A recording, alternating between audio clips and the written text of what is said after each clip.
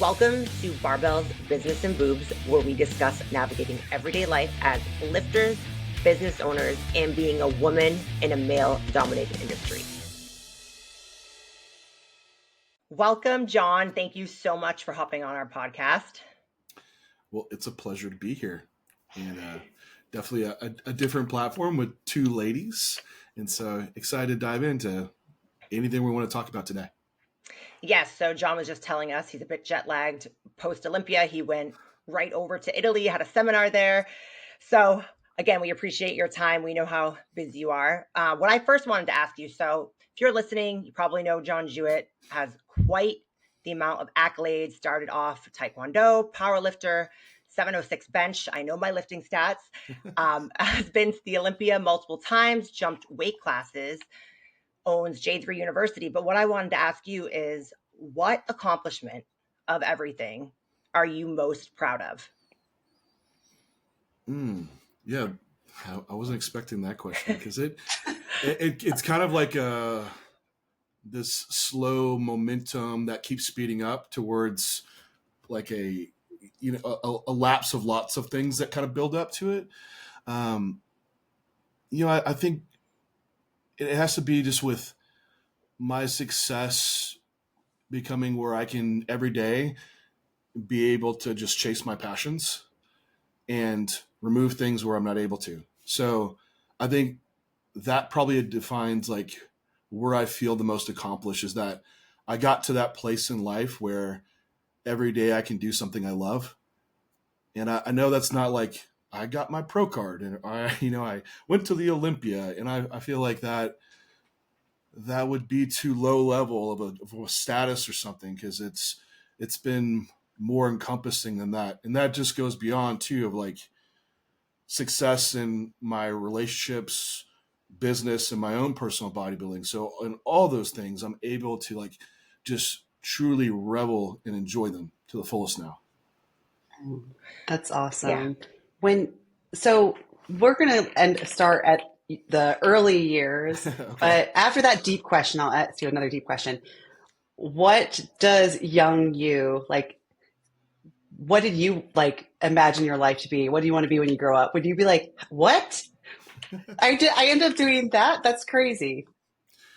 I remember I was an only child, and my mom drove me around I just remember driving around with my mom all the time to wherever she needed to drop me off with grandma or anything. And I remember asking my mom several times, like she was in the medical field. She was like a receptionist for an OBGYN doctor.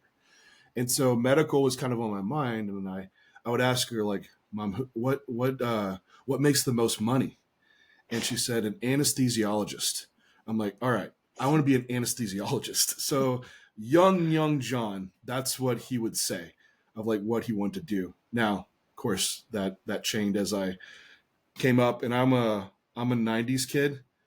I was born 86, but in the 90s, right? Mm-hmm. So 90s was like macho, hyper masculine, everything around. So I was influenced by like Stallone, Van Damme, nice. Bloodsport, all those type of influences. So like muscle was always present. Mm-hmm. And I thought it just looked so cool. And those were like the cool guys. So I wanted to be a cool guy too.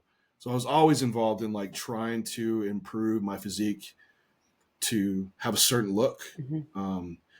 Even young, I had like a push up and sit up routine. Like when I was in elementary school, like just on my own, I wanted to do these things, but just really didn't take root in something to like middle school is like where I went all in on like really lifting. Yeah. It's cool to hear too, because back then they didn't have, back in the day, I'm a 90s kid too, so can relate, but we didn't have like the internet or YouTube. So you're like making up your own routines, which is really cool. Like it would be fun to look back at what you would do when you're younger. Yeah. We had a duplex we lived in, and my neighbor, he lifted, and he was like one of the 90s cool guys that I thought. He had the big lifted like Chevy step-side truck, and he had all the bodybuilding magazines. So he took me to the gym the first time, and I think I was around 6. And I just remember I did curls the whole time, and I was so sore after that. I felt like for a week. But he also, like, what's funny is like in 6th grade, he brought me my first weight set too. So he had some old stuff that he brought over and actually gave me some idea of like a routine to do. I didn't follow it, but I think if I was to look back, I think I just bench pressed and did curls in forearms. I wanted big forearms. So I think I just did that like every night. But then finally, like he came back out to our house in 7th grade. He brought me a bodybuilding magazine. I think it was Flex. It had Lee Priest and I forget his wife at the time. I think his wife was Kathy. And he's like, everyone in this book is on steroids. He's like, if you want to look like this, like that's what they all do. He's like, don't do it unless you come talk to me first. And my dad's eyes were like this big, like watching him say this to me. He's like, he didn't want like just more of like, don't speak to it at all. But he gave me like 3 days a week, full body training. And looking back, it's like, man, that was such a good, like so smart to do for someone just starting lifting. It was a movement away from my biceps, bench press, and forearm program. But yeah, that was kind of like at least my first routine and blinders removed to like what the guys in the magazines are doing, at least on the drug side. But you're right, Christy, like to the routine side, that's all we had to really go off of then, of like what you saw in the magazines.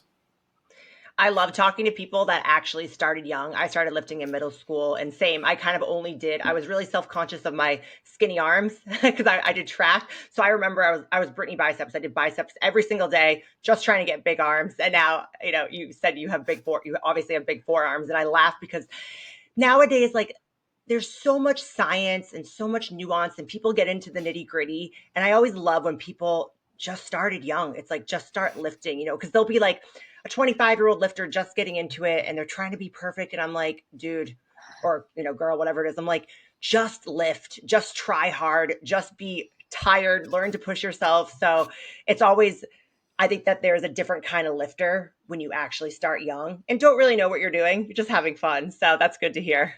Yeah, it was fun and just train hard.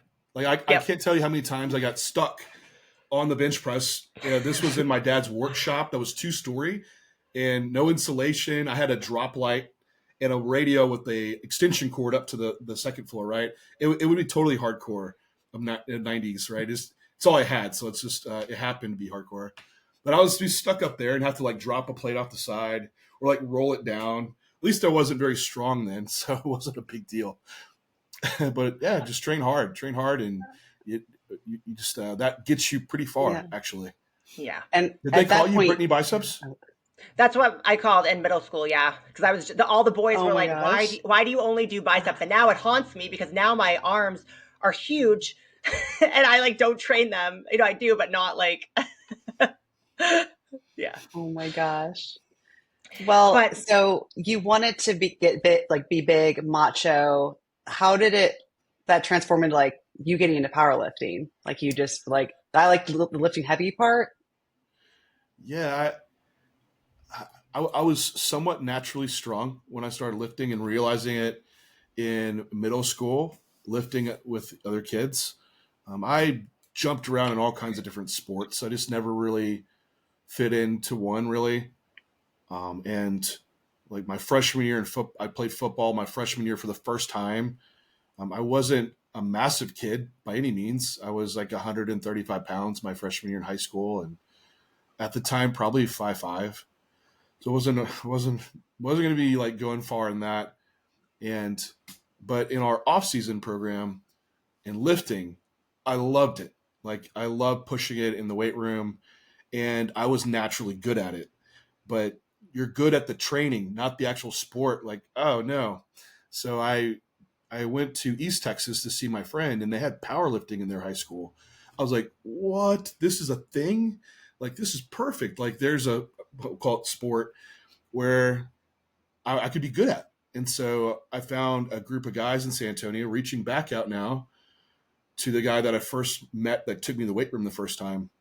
And he's like, yeah, I think there's still some guys, which happened to be at the gym I went to when I was like 6 years old, called Joe's Gym, that powerlift. I was like, let me see. And there was. So one day after school, he like took me down there and met these guys.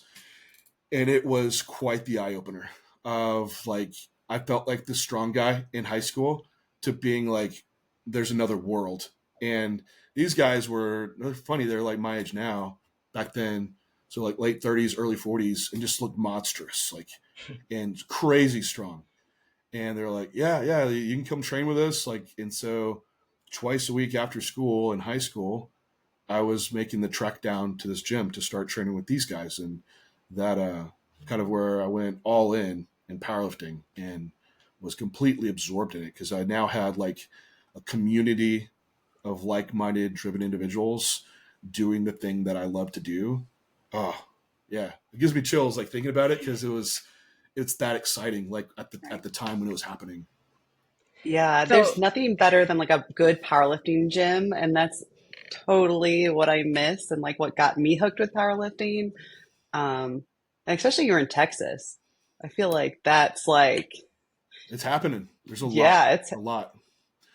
Um, yeah, Josh Bryant is one of my favorite Texas people. I actually, when I was in my strong woman days, I hired him because I had never really done bench. I had a great overhead press, and he's like, "We're gonna start benching." So that's my every time I come to Texas, I always have to bench.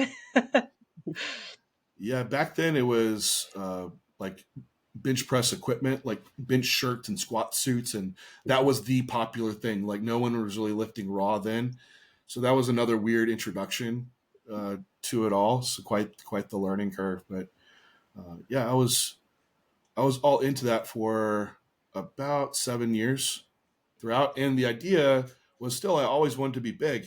And so I figured by the time I was really strong, I would be big, but I wasn't. I remember this powerlifting meet I went to. We went outside of like the conference area. There's another powerlifter crushed by. He's like, "Are you in the 181 class?" I was like, Oh. oh "No, no. I'm in the 198 class." I was like, Oh "Do no. I like I haven't even lifted today and I already feel defeated?" Like, oh Mm. no. So Insulting. So so at I that didn't look good. point, when you were competing, hitting records, all of that, I know you said you always had in the back of your mind you wanted to look big. Were you practicing posing? Were you like ever looking in the mirror? Because a lot of times strength athletes don't look in the mirror. It's a foreign concept to them. No, no, not really. Actually, thinking Okay. back, um, yeah, it was. I was good at powerlifting, so I was very focused on like the performance aspect. And we had a couple guys in the group that would still do some bodybuilding like workouts after we even did our powerlifting workouts because they still wanted this aesthetic look. But I was 100. Like when I do it, whatever I do, everything would revolve around like being the best at that thing.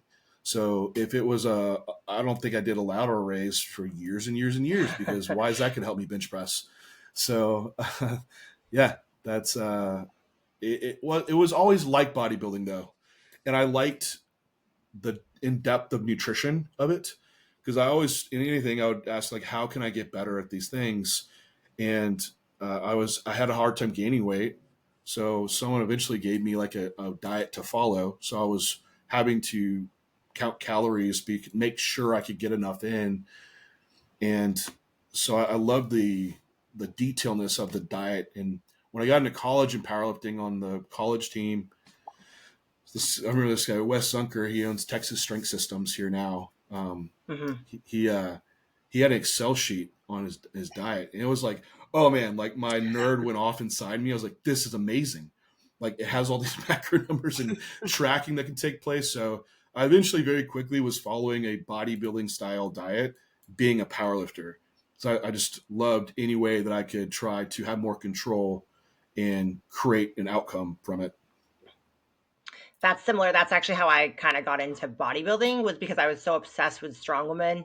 And then eventually when I gained weight, I had to cut down. And it was during those cuts that I became obsessed. I remember RP template was like the first sort of diet I followed. And I became obsessed with just like learning the process. And I remember I did like a water cut and I was like, whoa, if I can look like this after just a water cut, what can I do if I actually diet for several weeks or several months? And then yeah. Actually, so what I wanted to ask you too, before we dive into the transition, I could tell from when you were just speaking about powerlifting that it seems like you still love it, like you got goosebumps.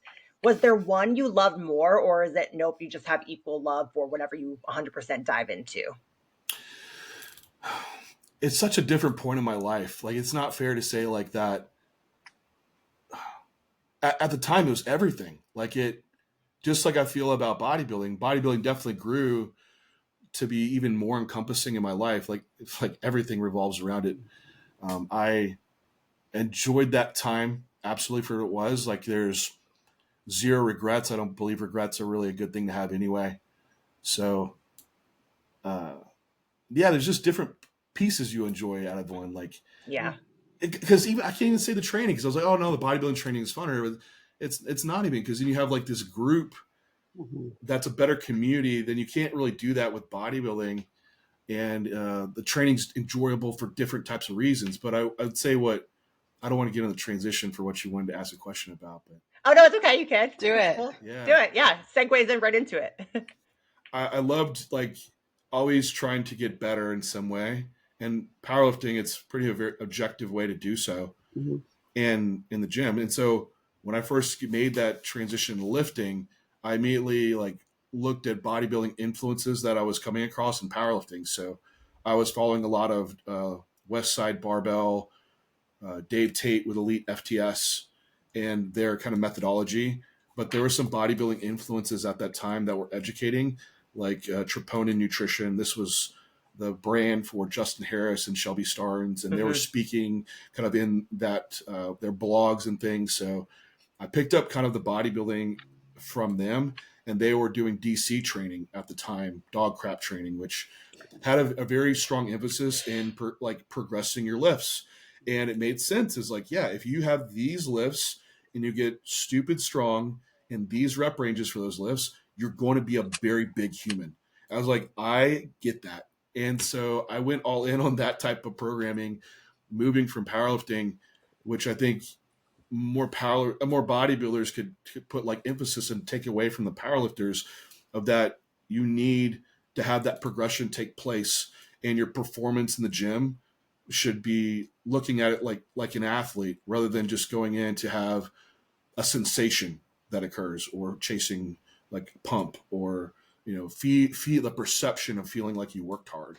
So I loved being able to transition between the two, but meshing like this performance driven type training into my bodybuilding. Yeah, no, I can relate to that a lot too. And it's nice. I've always liked looking at your training for how you kind of mesh it and evolve as it goes on. Because when I first transitioned to bodybuilding, like I thought I could do it all. I thought I could still be like doing 800-pound yoke runs after, a leg day. I was like, oh, it makes sense to do it on my posterior training day. And now that I'm a little more mature as an athlete, I like to say I train smarter. But I agree. I think powerlifters and strength athletes in general can learn from bodybuilders and vice versa. And it's nice to see. I do feel like over the past 2 years, maybe because of social media and more education out there, that they kind of complement each other. People don't look down on it as much. I live in Las Vegas now, but when I lived in Boston, like strength training and bodybuilders were so separate. There was no such thing. Like you went to separate gyms, you didn't talk to each other. And here it's more of an open mind with how training works. So I love to hear that because, dog crap, for example, like it's heavy lifts, it's only a couple movements. People before, never, bodybuilders in particular, never would have done that, where now it's like, okay, maybe when I'm off season I can try something like that. So I think you partially maybe because of that, because of the education, people looking up to you. So thank you. Did you ever hit a wall when you made your transition into doing bodybuilding with your like strong woman approach and powerlifting approach of like, oh wow, now I really know this can't work, I need to change. Yeah, we just did a whole episode about that. I was actually uh, retired from 2 years because just being a woman, hormone. I was an endurance runner growing up, so I made the mistake of trying to be better and thinking I could be better. So I'd be on prep. I'd be like 6 weeks out and I'd be like, I can still run what I used to do for a 5K. I'll do that for my cardio. And even though I knew like steady state was better, it was just young, young and thick headed, driven by ego. So yes, I hit a very bad wall. Had a lot of hormone issues, lost a lot of hair, and didn't think I'd ever compete again. So I have a completely different mindset now towards it. And I still to this day have to tell myself I'm one of those athletes like less is more for me. So yeah, hit that wall. Great learning lesson. Now I try to help others not hit that wall, but it's also a fine balance because only certain people know what that intensity is like. And I think that goes back to the beginning of our conversation. Like if you started lifting when you were younger and you have a true love and a true passion for it, then yes, you know how to push intensely, and that's a gift. But not a lot of people know what that type of like pain is, I guess. It's very true. Like some of the Yeah. athletes, the people I coached that were athletes in their past, to even through high school, but definitely collegiate, like they understand how to train and push it. That's never like they come to me and I need to push them harder. It's always Right. me like trying to refine their training, Mm-hmm. get more accurate, or save them from themselves is Yes. more of Mm-hmm. what needs to happen. Right. I was a Division 1 rower, and my coaches were military, so it was one of those things like we were never good enough. And some of your episodes have helped me a lot. Like when you're self-coaching, self-assessment, like look at past preps, look at notes. So I've been big on data and trusting myself, even though my partner lives with me, coaches me. It's like a dual effort, and it's great because I'll just give the example, and it was really funny. We had you on today. Yesterday, I got a memory. I took a screenshot of the J3U University episode where you were talking about Clen, and you referenced heart studies you did on patients that took Clen. And over time, because I always thought just old school bodybuilding mentality, I would do like a very low dose, 2 days on, 1 day off, Yeah. clear out my receptors, with Benadryl or something. And then my partner sent me that episode. I listened to it, then applied it, and I was like, wow, if I actually stay on it for 6 weeks, I feel better and I don't have this anxiety. I always thought the anxiety was a good effect. So I guess I know I'm kind of going all over the place. No, it's fine. It's fine. It's funny that, well, yeah, when we chase side effects as knowing you're doing things right. Right. Yeah. So I think that Yeah. you being able to coach yourself has helped me kind of trust my own data because, and that's a problem with the industry I have in general, is I think too many people don't take the time to be smart about it. You're not looking at your own data. You're not taking your own notes. And it's like, okay, why are you doing this in the first place? There's a big risk with anything you do if you're going to go all in. So I always encourage people like, yes, trust your coach, but you really have to put yourself in it and be smart about it. Oh yeah, 100% agree with that. Yeah. Anyways, we went on a little tangent there. We can have you on for another episode about No, that. But that's Right. okay. yeah, talk about the transition from powerlifting to bodybuilding, because I'm shocked you never looked in the mirror and flexed, honestly. Oh, I mean, it's probably like with a shirt, but keep your shirt on because you don't want to show those abs, right? Oh yeah. Making the transition was in 2009. I was graduating like my bachelor's and going to be getting out of like I was the president of our powerlifting club at this. It's a club sport at UTSA Yeah. in San Antonio, and so I was the president. So I was kind of like moving out of this role because I was also starting to get burnout of powerlifting too at that point. The progressions were getting slower, and a lot of times I was like, "This is going to sound like vain or something," but I was like chasing my own records at a lot of these meets, which it kind of it's fine. It just it just wasn't as exciting anymore, and bodybuilding was getting more of interest. It's always been on my mind, but it seemed like this new avenue to really explore more on. And so when I was graduating, that's when I was like, okay, I want to try bodybuilding. Like I'm ready to do this, and felt like I was leaving kind of this chapter behind and ready to go all in. And so this is now the DC training. It's full on, and I had already picked out like a year later, I was going to do my first bodybuilding show. It was the 2012 Lackland Classic, which is our Air Force base here in San Antonio, which this show's been going on since like the 70s. So at the time, it was like the show to do in San Antonio. So that just set the course of like training for this whole year and learning everything I could around bodybuilding. And really like anything I was really doing, it was all revolved to just how can I keep doing powerlifting or bodybuilding. So even any choice I made, even my school, um, jobs, like it all revolved around that. So Yeah. I was staying at home because I could have more financial benefit to bodybuilder powerlift. I also worked at GNC at the time because I would just sit there and I could eat, I could read, and then I would talk to people about also, helping them lose fat, build muscle, etc. So everything I did revolved around this stuff. So I went on to do my master's at this time during bodybuilding in nutrition. Because I found out when you have an exercise science degree, they were like, there's the job market's not great. You could be like a PE coach or you could be a personal trainer. I was like, I could have done this without this degree, but I needed something more advanced, and nutrition, like I really enjoyed it. So that was like what's going on in like the academic life, but also with the bodybuilding transition from there too. And I didn't have a lot of money though, so it was self-coaching, and I decided to just coach myself to my first show. And funny enough, the year before, I coached my first client to their first show at the Lackland Classic as well. He worked at me with GNC. I was like, man, I was like the guy at GNC you'd go ask questions to. I always became that guy, even in high school. When you get a little jacked, people ask you, you know, what do you do? And so then you're like, oh yeah, I'm all authoritative. I know what I'm talking about. But I just love to learn why things worked and how can I get better, and just complete deep dive in. So yeah, he asked me to like prep him for the show. I was like, man, I'll do it for free. I've never done this before, but let's give it a go. So off that, I was like, well, I can do my own. I'll try that out. So that led me to like just self-coach my first bodybuilding show.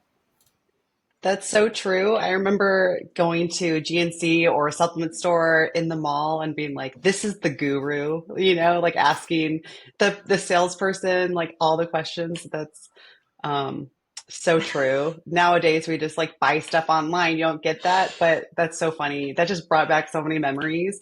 But my question, so you guys are, I guess it's not uncommon to go from a strength sport to bodybuilding these days at all. But for me, I'm always intrigued, like with you guys, from going from like from a competition standpoint, something that's like objective to then, you know, subjected to the judges.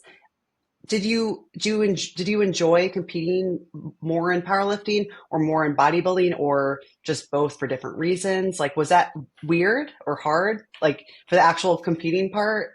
Because like for me, like I went from powerlifting to strongman, so it was kind of like the same. It was still an adjustment, but I just, you know, haven't been in that position before.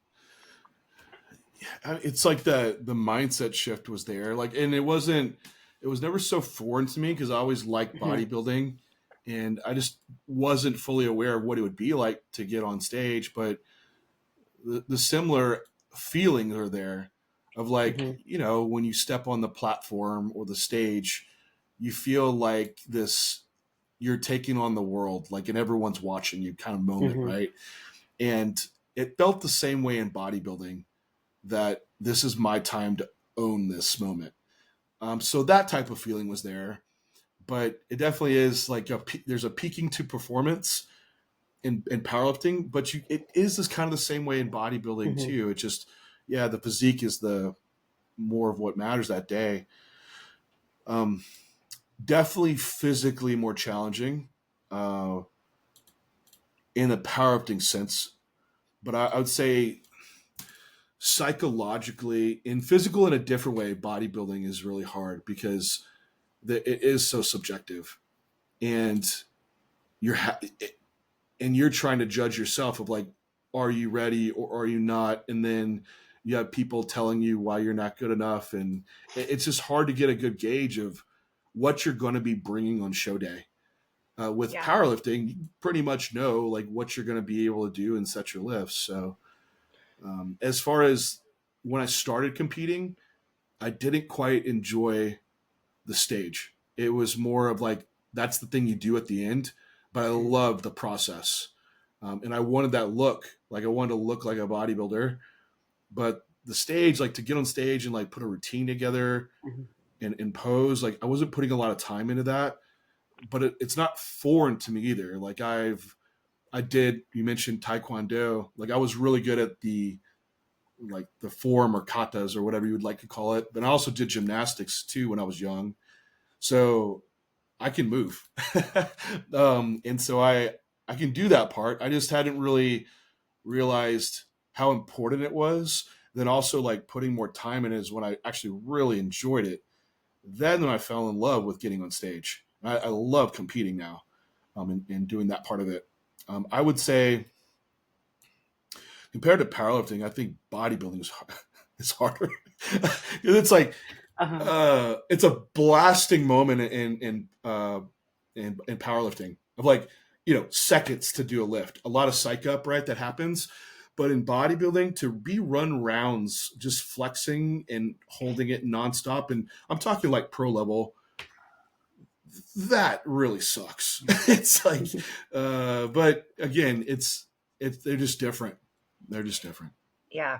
I always think, and I encourage people, because if someone wants to get into one or the other, I feel like it's a natural progression. And this could be just because that's how I did it, but I'm kind of biased towards starting with a strength sport when you're younger and then going to bodybuilding. Because I know, at least for me, when I was in my 20s versus my 30s, like I liked winning. I liked beating personal records. Like I feel like it gave me a foundation that maybe if I started in bodybuilding, I wouldn't have appreciated as much, or I would have taken the criticism more to heart rather than like, okay, cool, back to work. They said I need to work on this. I got it. So I don't know, but that's just maybe because I'm a woman too. And No, I I don't know. agree. I agree. I think even if you look at like the beginner programmings, even if you looked at something that was appropriate for bodybuilding, even in a strength sport, like there's so much crossover that would be great to have that focus of being able to like progress up the main big compound lifts that are going to create a lot of growth overall and have that base. Because when I did my first competition, like I had a very like dense look to my, like I had a good base of muscle. There weren't parts missing, in the words. And so I think in bodybuilding it's easier to have that happen and teach you how to grind through some lifts. But anyway, like my first show, I won my weight class division. I won the overall in the novice, and I almost won the overall in the open. But the heavyweight was pretty big. So, but anyway, like I had a good muscular base from powerlifting for so long. Yeah. I think transitioning earlier would have been smart though, because I definitely like Mm, powerlifting kind of ran its course and things were getting like slower in strength, and it would have had to like keep going deep dive in that type of program and get very specific, which I could have transitioned to bodybuilding probably earlier and needing to add more muscle, which was why I looked smaller and but I was heavier than I actually, people were looking at me for. So I know. And with all the wear and tear too, I'm like BPC, TB, GHKU, all those amazing peptides that we could have utilized then weren't around then. I mean, they were, but they weren't really like yeah. able to, they weren't talked about. I think you'd have to, well, you worked in medical, so maybe you had access. I don't know, but it wasn't really a thing then. No, I couldn't. Like thinking back, like the guys that I started powerlifting with, they're like 40. I don't know how they were holding together because, man, like I was okay, and I escaped through powerlifting with like minor things, like little pec twinges and things, but I never had a major injury. But Very man, I fortunate couldn't there. imagine powerlifting now. I Mhm. feel like I'd fall apart. I So know. Okay, now I really want to talk about, because Christy and I always go back and forth. So even before we had this podcast, we would call each other different parts of the country when we both started working for ourselves. So we all came from different backgrounds. You know, you had a medical job. I was actually in medical too. Christy was an art major, was doing graphic design. Then we start working for ourselves. And all of a sudden, we're 90s kids. Social media comes to be. It's so cool at first. Like, oh, wow, I can make a living, doing this and reach people. And then I think during 2020, it just kind of blew up. And over the past few years, it has been increasingly challenging for me to make sure I'm balancing everything. It's like, they say you make your passion your job and you never work a day in your life. Now, that's definitely not true. And I really always have asked John myself, like when you're on social media, I remember like you do the question box, and even me with this podcast scheduling it, you answered so quick, it blows my mind. So I just want to know how you do that. Like it looks good on social media. Is it ever messy? Do you ever like just want to throw it all in the bag and be like, I need a day off? yeah, 100%. I am more of an introvert, and like the more I put out there, especially in bigger group settings and stuff, it really taxes me. Like even like I could only do so many meetings and podcasts and things per day because all that social interaction is fairly taxing. So I definitely need like my recharge time with social media though. I've been in the point where you're jumping on and off of it all day and feel like you're always like having to plug in. You're never really being able to sit.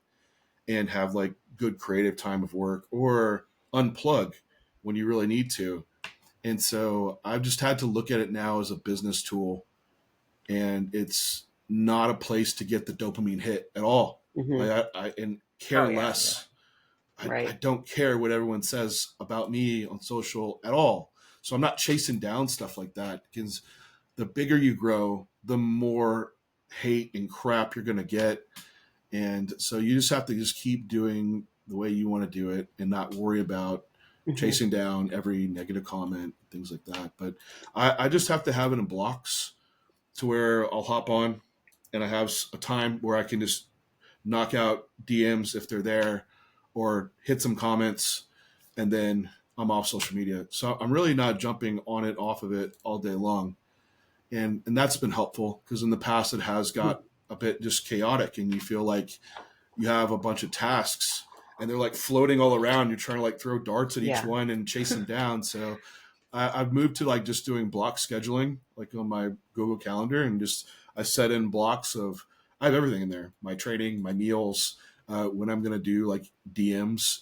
And so I know, like, all right, stop. This is what I do at this time. And then I also don't overbook myself.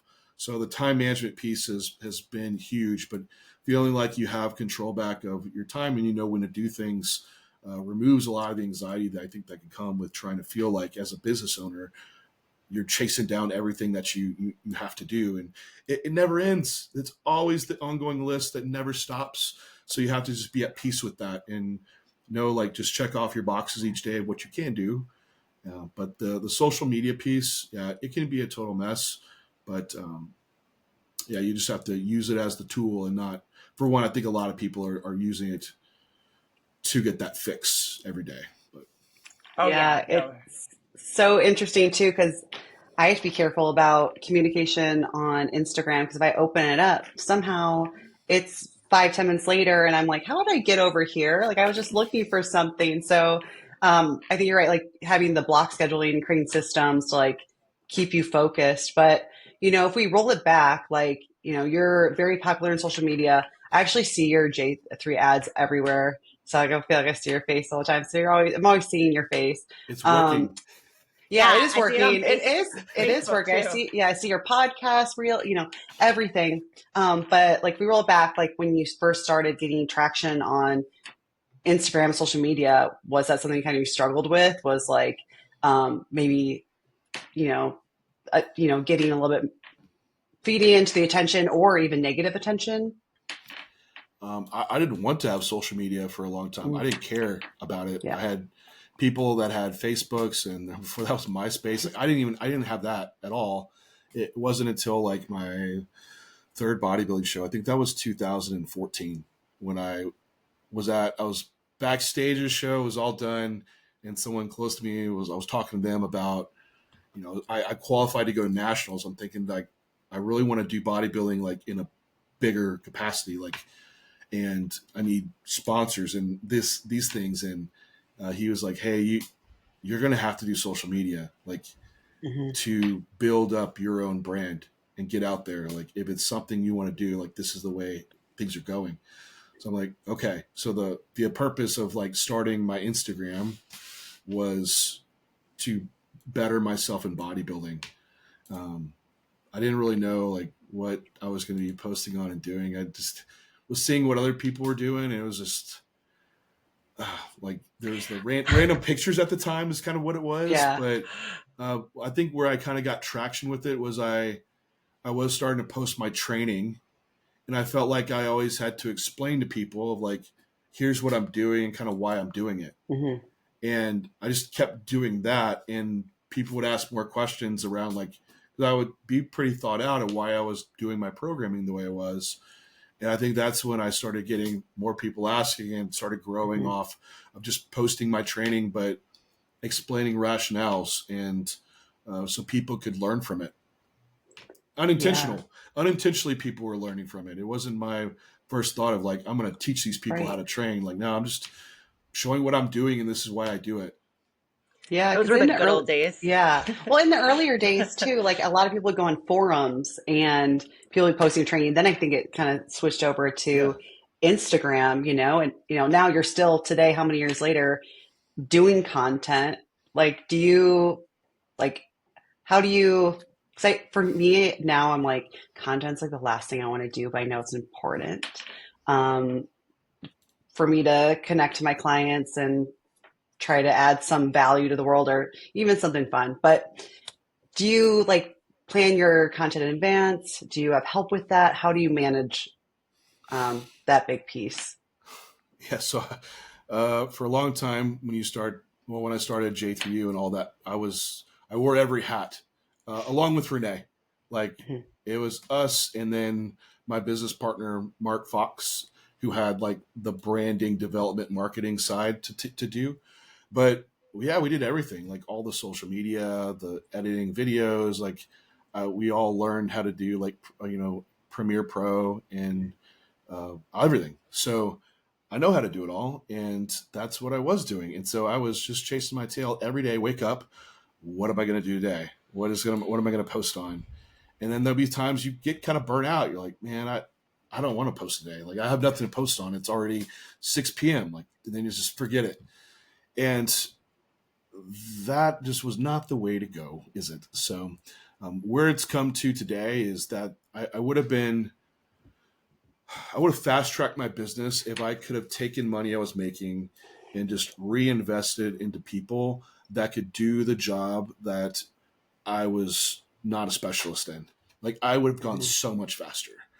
And that's what I have now. So I am always looking at, what am I doing right now that's currently taking the most time? Who can I hire to do that piece? And so now I have like a content strategist and manager. So she handles all the planning around it, and I'll put together all the ideas and concepts, because no one's going to know it like I do. And then I'll do like some of the scripting pieces, but she can do all the implementation. Then I have someone else doing videography and editing on all those pieces. And then I'll have another person that does all the marketing and sales strategy. So anything that is like how are we tying what John wants to talk about to what we want someone to do through that content, with a call to action or a lead magnet, and then take them through emails all the way into getting nurturing to a product. So there's now a team, not a big team, but we have a team that basically handles it all. And it is planned out for about a month in advance for us. However, there's still some that's on the fly, of like something I just want to talk about, or it's something that needs to happen in the moment. Then we do it. So, but Yeah, having to where you can wake up and you're like, I don't need to worry about a post day because it's happening anyway, is Right. great. I Yeah, know. delegating, learning how to delegate, which I could learn a lesson on that. Yeah, I'm just learning that now and just hiring people. And it's like cool to see, because I think as someone, when you have your own business, especially when you're in the beginning, it's like, I don't necessarily want to spend money, but now it's like, okay, if I spend money, I get that return on investments because now I'm making more. So it's just kind of a hard lesson to learn, kind of like self-coaching. It's hard sometimes to give up the reins a little bit as a business owner. But no, I respect that. What I wanted to ask you, so I love the blocks on the calendar as well. Like, my whole life is always planned down. Do you typically keep the same, like, Sunday, the whole week? Is it typically like, okay, on Mondays I train this and then I do this for work? It's still at the moment, like I mentioned earlier, like life revolves around bodybuilding. Hmm. So if my split changes, then everything else changes. So right now, I like having it set on days like, okay, chest day is Monday or whatever, but I'm running like a 2 on 1 off split right now. Okay. So it rotates all my days. So Mm.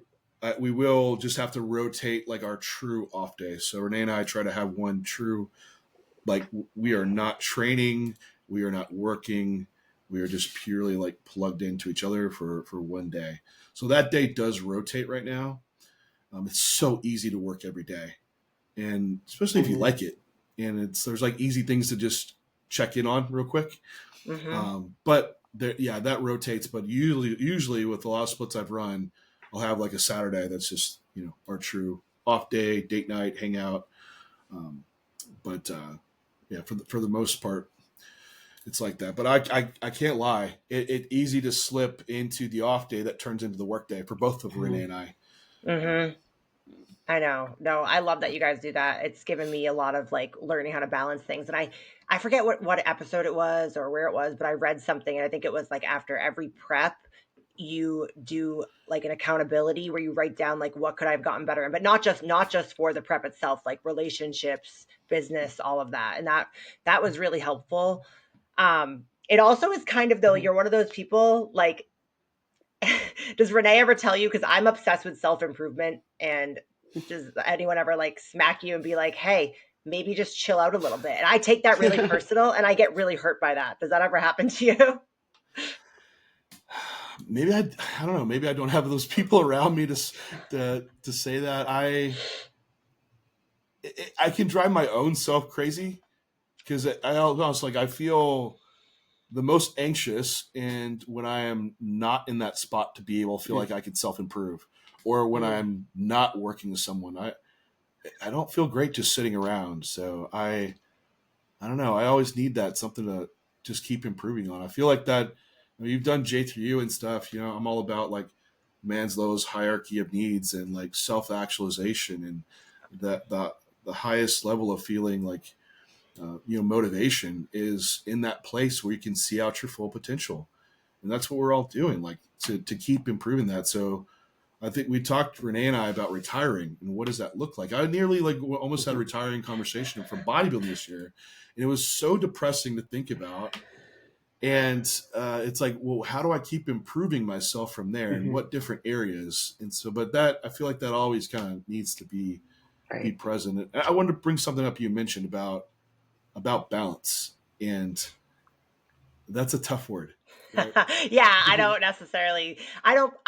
don't necessarily believe in balance when you're trying to achieve something that is great. It means the world to you. I think there's different times in your life where maybe you can reach a little bit of balance, but it's hard. Like I, for example, have never been on a vacation where it wasn't work related or anything. So that's a goal of mine for next year is to go on a vacation and actually take more than one because I've only had I just like you, I just started doing the 1 day off about a year ago and it's been great, but I can't imagine like the thought of taking more than 1 day off is really triggering. So it's something I want to work on to see if I can do it and have enough systems in place where it's possible. Yeah, I think at least for now, like I've gone to a place where we have our work sections of the day and truly can stop working in the evenings. So, but when we were first Mhm. starting to like get a lot off the ground, even with our J3 coaching business that we started, this is just only 2 years into that. Like you're gonna have to grind, right? Like there's Mhm. not like balance. Like I don't know. That's it's not gonna be there. Like you're gonna have to have the expectation Mhm. of how to if someone looks at me, it's like, oh yeah, like we can have all this balance and we're gonna be able to do this like Mhm. John does now. Like, no, like you're gonna have to grind. It's gonna be really, really hard. But I think back then, what makes it feel really hard and burnout is that it's not necessarily that you needed balance at the time. You need clarity Mm-hmm. and to know like what season you're in and align those habits accordingly. Because I think burnout usually comes from like Mhm. chasing every goal at once with no hierarchy to things. Mhm. And a lot of times when we were starting the business, it was we didn't know where we really need to focus it. And so you're trying to put a Mhm. lot of time in different areas that maybe weren't productive. Certain ways in social media, for instance, right? And like that's not even a thing to be focusing Mhm. on, or just an example. But I think if you have a better focus and Mhm. alignment, then the balance doesn't necessarily need to be there. But I will Mhm. say, if someone was to look at my life and say, "Is John balanced?" A sense of in bodybuilding, it's like no, like my whole life Mhm. is bodybuilding. So, but it doesn't feel like I'm unbalanced. I feel more in Mhm. tune with like my true self and what I love to do. So it's fulfilling in that way. But I know what you mean about being able to like not feel like you're in the work grind nonstop Yeah. and Yeah. stepping back and having Right. that moment, that breather, and to actually Mhm. recharge. And I think Yeah. even when you're in that work grind earlier on, you're going to need that to keep putting in like fresh work for yourself. But Yeah. All right, Yeah. just I want to keep your block schedule in mind. You gave us an hour. I just have a few more fun questions. You're good. You're good. A Okay. few more fun questions. Do you ever watch TV? Yeah, actually, because Okay. what do bodybuilders do? Like we can't do anything else really. Oh. Just relax and watch things. So we love movies. Cool. And then your typical morning routine, do you start working right away or do you get outside? Like what do you do? I go straight to work, honestly. Yeah, I wish I Okay. had this. I do the entrepreneur, like wake up, like meditate in the sun. I The 3 ground hour morning myself. routine. Yeah, like no, that's not what most entrepreneurs are doing. I think, at least. But I get up where it's like, shave all the things, let the dogs out, feed them, get coffee, and I come straight to this desk and I walk for about 45 minutes while I get some of the early workflow done. And that's the start to the day. And I'm very like my creative capacity is pretty good in the morning, so I try to put more of my in depth thinking task earlier on, and then post training, goodbye. So I'll Yeah. do client check ins then, or like stuff where it's a little less deep thought needed. Are you a good bodybuilder in the sense, because I feel like this can go one of two ways. I know you take a lot of melatonin. I struggle with sleep myself. Do you try to go to bed at the exact same time every night and like wake up at the same time? Are you good with your sleep cadence? Oh yeah, Okay. yeah. What time That's do you go to bed and wake up? yeah. 10. I will say I have a window. Okay. Okay. So I give myself a 30-minute window. So 10:30 to 11, and then I'm usually up 6:30 to 7. So these are like my operating windows that I'm usually in. Okay, cool. All right. Behind me, some people, do you like Mustangs? I know you like cars, but either you love. Do I like Mustangs? Yeah, Yes. no, I'm just kidding. I love I'm just Mustangs. kidding. What would be because I see that you build cars and stuff. What is, if money wasn't an issue, time wasn't an issue, what would be your dream car to build? Oh, to build one. I am doing it. Okay, cool. Yeah. So I have a '68 Mustang Fastback, and that I'm having. Well, I know for me to build, I wish I had that skill. I'm a bodybuilder. That's my skill. So I'm having someone else build it, and it's you can delegate it. Yeah, I can delegate it. I tried. I really did. I had a '66 Mustang coupe. It was my first car in high school, Oh, and cool. which is cool. But I always wanted the fastback, so I got one 4 years ago, and I started doing some things on it myself. And oh man, it would take me 3 times as long and cost 3 times the amount to do it. And I'm like, I'm never going to do this thing the way I want it. I don't want to mess it up either. And so there's a good shot by me that I'm having it like restored and built out the way that I wanted to, and we're nearly done. It's really Hell close. yeah. You'll have to, can you send me a picture of that? I'll include that in the episode because I actually had a 67 Fastback in a past life. Oh, Yeah. cool. I was working on it, had to end up selling it when I moved cross country because I was like, all right, I want to put money into the business. But no, that's why I had to ask. Like, some people always give me hate for the Mustangs. I come from a Camaro family, and it was just the rebellious stage that I was like, I love Mustangs. So yeah. And then Chrissy, do you have any fun questions? Okay, well, if you could eat anything every day for the rest of your life, what would it be? Sushi. Hell yeah. And I love pizza, but I feel like I would get burnt out. But I can eat sushi every single day. And it's such a food experience, and there's so many different ways, it can be prepared. So easy way. Yeah, that would do that. You and Renee need to come to the all-you-can-eat sushi place in Las Vegas with me and Brittany.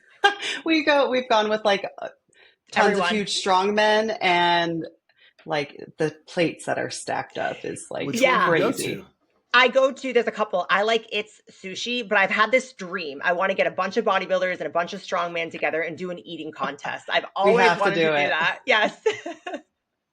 I'm blanking on the name because we went to one in Vegas. And I'm blanking on the name. It was really solid. It had good Yelp reviews. Do they have crazy names of the rolls? Man, I don't. I guess I can't even remember. Like they're really crazy. There's so many. There is so many. Like that is the place to go, right? For like all you can eat sushi. Yeah, and then they do, being a local, I know when the discounts are, so like certain times a day, and I'll go, and I know the places that like big people, because some people look at you and they judge. They know you're going to eat too much. But no, I'll bring you guys. That's one thing. Um, I guess the last question is, we covered a lot. I tried to condense everything. Again, thank you so much for your time. I think a lot of people can learn from you in the never-ending progression to improving oneself. But if you could leave the listener with one piece of advice, what would that be? Yeah, if you have a passion, an inkling of something, and any hesitation or limitations or people telling you no around you to do it, don't listen to them and go all in and chase that down as hard as you can, because we get so little time on this earth and there's so few people that I feel like can actually live their lives daily knowing they're doing what they love. And I think that time that we do have, we should be doing that more. And that includes the people around you and sharing moments with people, doing the things that you love. And I think that can lead to, like I mentioned earlier, having success and feeling really fulfilled in life. Amen to that. Well, I'm going to leave all of John's social media, J3 University, his website, everything in the show notes. So again, John, thank you so much. So cool that you came on with two girls, and hopefully we all meet in person, maybe at the Arnold or whenever you're in Vegas. We'll plan something. Yeah, no, thank you so much for having me. Sushi. My guy that does all my tissue work, he's just got into strongman, and so he's going to get a kick out of this. And we actually have like two of the world's strongest men here in San Antonio, and he treats them Oh too. yeah. Is that heavy metal fit? It's Like Trey. Oh, it's Trey Mitchell. Andre. Austin is his. Austin Andrade. I just Yeah. called Okay. him Andre. Yeah. Yeah. The other guy's name I'll blank on. Apologies to that guy, but Last name starts with a G. I remember that. but yeah. So like he is always trying to get me to incorporate strongman like work to like improve like bracing and mobility. John, could you do the farmer walk? Because I think it'll help with your lateral loading, because you're such like a a sagittal plane type lifter. I'm like, dude, I'm not going to go do this farmer's walk. So it's always funny. My traps from strongman haunt me to this day. I haven't done strongman for a couple of years, and I'm like, can they just chill? So I don't know if I'd do farmers, maybe. I tried strongman for a month after powerlifting. I didn't mention that. I had like I had molds. I even made my own a couple stones. Wow. And but UTSA, they had like some old strongman equipment. I took it to my house. I had like a log, and after a month, I just felt destroyed. And I quickly realized that my body is not made for strongman. Like I'm short. I have short arms. Oh. Like I was great for bench press, not for strongman.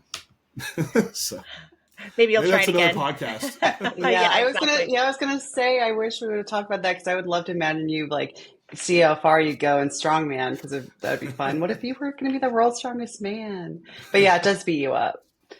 Yeah. So Sure. But Awesome. anyway, thank you all both Thank for having you. me on. Truly appreciate that I have the platforms like this to be able to share what I do. So thank you both. Awesome. Thank you.